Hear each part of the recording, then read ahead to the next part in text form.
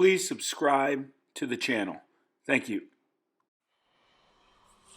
Okay, what I wanted to talk to you about right now is how to create an environment that changes the perception of your players.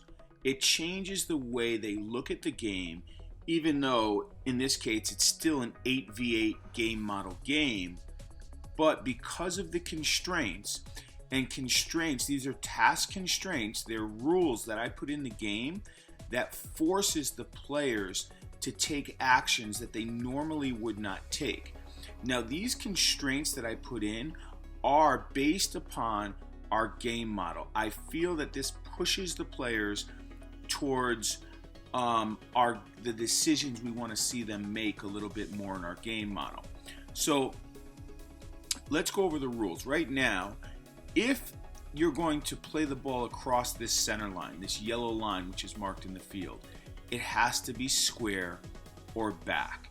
Later I'll make it has to be on the ground, square or back.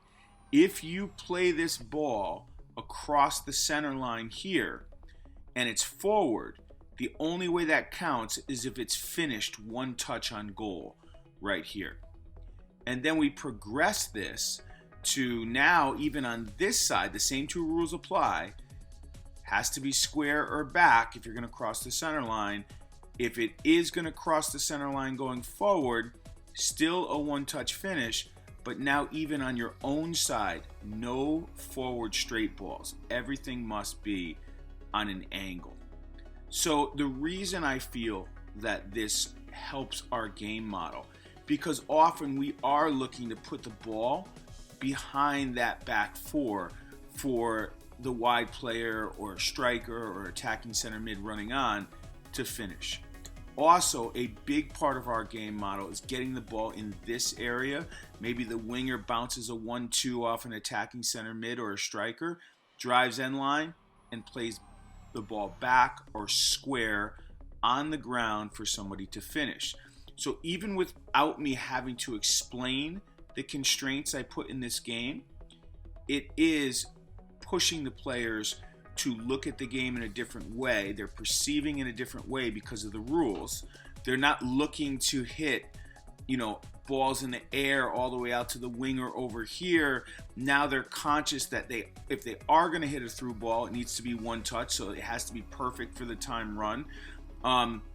They can no longer hit straight balls forward. So this is really now forcing them to perceive in a different way.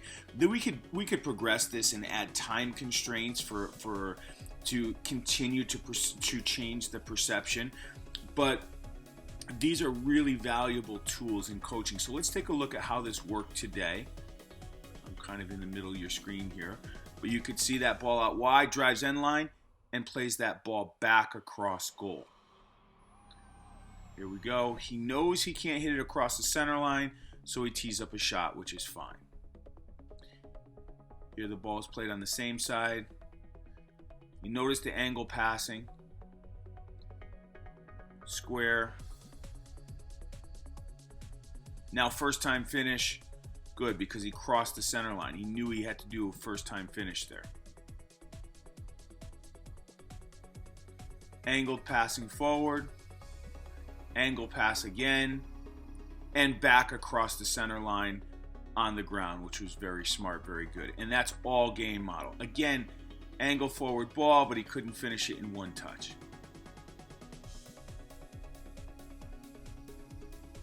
Angled forward ball.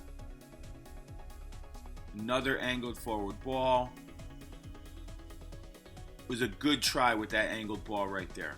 So you could see how these constraints go. And you could see how this helps our game model, and you could see how the players are actually thinking in this game. They're thinking about everything. It's not so natural. And this is how you improve knowledge. This is how you improve soccer IQ.